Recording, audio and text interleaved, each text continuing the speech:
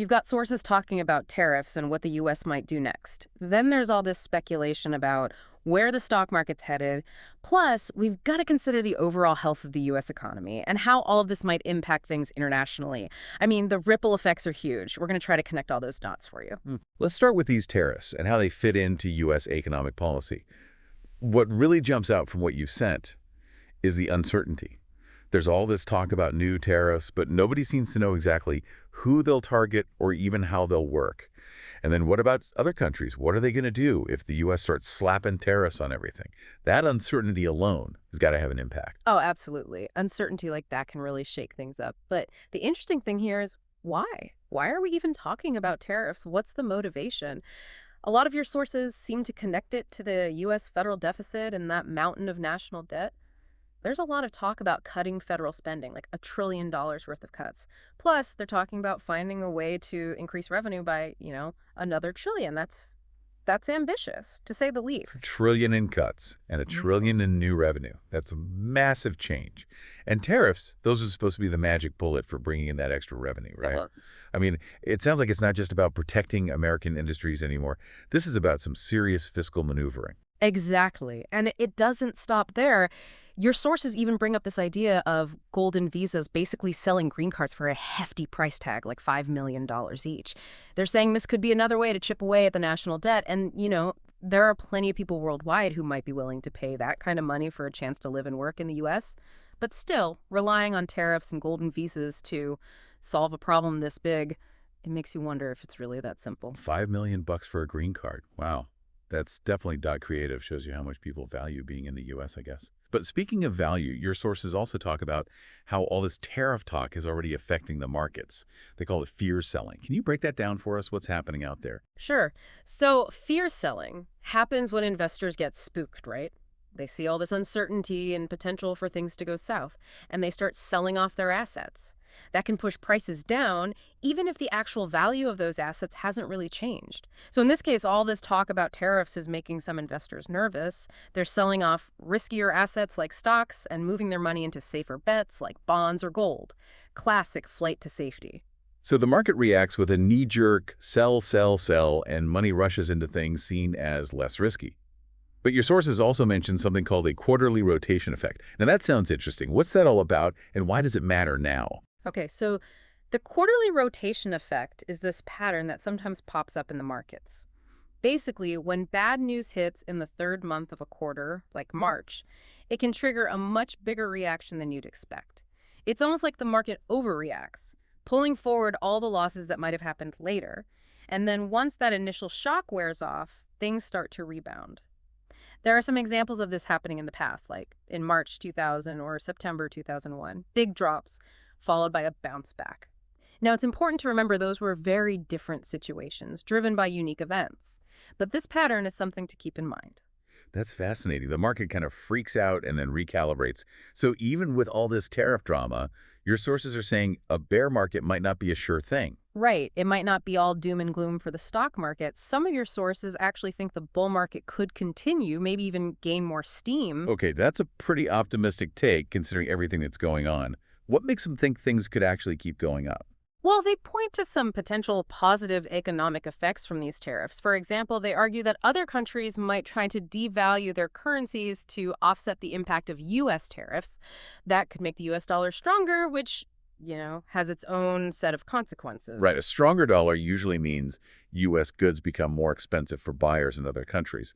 That doesn't sound great for American businesses trying to sell stuff overseas. It can be a tricky situation. But here's the twist. The argument is that these tariffs might actually encourage foreign companies to invest directly in the U.S. So instead of exporting goods that'll get hit with tariffs, they just set up shop in the U.S. and avoid the whole issue. They mention companies like, big manufacturers setting up factories here. That kind of foreign investment pumps money into the U.S. economy, creates jobs, boosts consumption. It's a whole ripple effect. Of course, tariffs are a double-edged sword. They can attract investment, but they can also make things more expensive for businesses. It all depends on how things play out. So it's like a trade-off. Maybe we lose some exports because of the strong dollar, but we get more investment from foreign companies who want to avoid the tariffs altogether. That could actually make the U.S. economy stronger in the long run.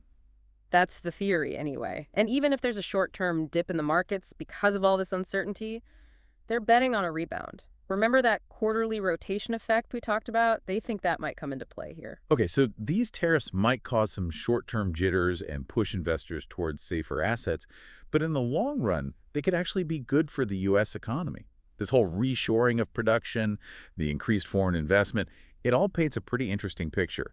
But what about the big picture, the overall outlook for the U.S. economy? Where does this all fit in? Well, your sources suggest that the U.S. economy could actually get a boost from all of this. They think this potential for reshoring, the influx of foreign investment, and the stronger dollar could all contribute to a stronger, more vibrant economy. Of course, this could have the opposite effect on other countries, especially those that rely heavily on trade with the U.S. They might feel the squeeze. And then there's this concept they bring up called tariff arbitrage. Tariff arbitrage. What's that all about? It's basically a way for companies to get around the tariffs. They might move production to countries that have lower tariffs, or they might invest directly in the U.S. to avoid them altogether. So it's not just about the U.S. and its trading partners. These tariffs could have a domino effect, reshaping global supply chains and changing the way businesses think about where to invest to manufacture their products. It's like a whole new game of global economic chess. Exactly. It's a complex web of interconnected factors. And your sources also highlight that a major concern for the U.S. right now is dealing with that massive national debt. They argue that a stable U.S. economy is good for everyone, even those countries that export a lot to the U.S. The U.S. has been struggling with these twin deficits, the budget deficit and the trade deficit, for a long time. It's a long-running saga, really. And it seems like this administration is really focused on tackling these issues head-on. These twin deficits are like the elephant in the room, right? They've been a major topic of discussion for decades. So it sounds like the strategy now is to use tariffs as a way to address both problems at once. Increase revenue to help with the budget deficit and encourage domestic production and foreign investment to shrink that trade deficit. That's the plan, at least. And they also talk about how a weaker dollar versus a stronger dollar can impact trade and capital flows in different ways. It's a complicated dance. But the bottom line is, the trade deficit is directly linked to how much Americans consume and borrow. It's all about finding a way to rebalance things. And it's interesting to see how they're approaching it this time around. In the past, they might have pressured other countries to adjust their currencies. Now, they're using tariffs as the main tool. So instead of focusing on currency manipulation, they're going straight for tariffs. It's a way to generate revenue for the government and make the U.S. a more attractive place for businesses to invest and create jobs. It's about reshaping the economic landscape, shifting from government spending to private investment. Exactly. Now let's zoom out and think about the global implications of all of this. Your sources suggest that some countries, particularly those with less flexible labor markets and stricter regulations, might struggle to keep up with these changes. They might not be able to adapt as quickly as the U.S. and could end up lagging behind economically. So while the U.S. might be poised for a potential economic boost, other parts of the world could face some tough challenges adjusting to this new reality. It sounds like we could be on the verge of a major reshuffling of the global economic order. That's a very real possibility, especially if the U.S. manages to rein in its deficits and attract a lot of foreign investment. And remember, this is pretty unprecedented. The U.S. hasn't imposed tariffs on this scale since World War II. It's a bold move, and it's creating a lot of uncertainty. Countries are going to have to rethink their strategies and figure out how to navigate this new landscape. So let's recap. It seems like the U.S. is making some big moves, using tariffs and other policies to try to fix its financial problems and boost the domestic economy. This could lead to a stronger U.S. economy in the long run, but it's going to have ripple effects around the world. The stock market might take a hit initially, but there's a chance it could rebound. And globally, we could see some significant shifts as countries adapt to these new U.S. policies. You've got it. That's a really solid understanding of the key takeaways here. Now, here's a final thought to chew on. If all of this comes to pass, if the U.S. really does reshape its economic policies and trigger a global economic shift, what does that mean for everyone else? What kind of long-term strategies do countries and businesses need to develop to thrive in this new world order? It's a question worth pondering as we watch these events unfold. For our listeners, here's the big question. What does all this mean for you? How might it impact your own investments and how you view the global economy, which is becoming more interconnected all the time? Here's something to think about as we wrap up.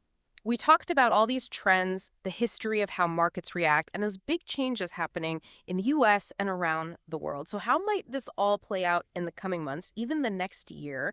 What could it mean for the US stock market? What about the US dollar? And what about those key US allies, Canada and Europe? How will they adapt to this new reality? It's a lot to digest, and it's something we'll all be watching closely. Thanks for joining us.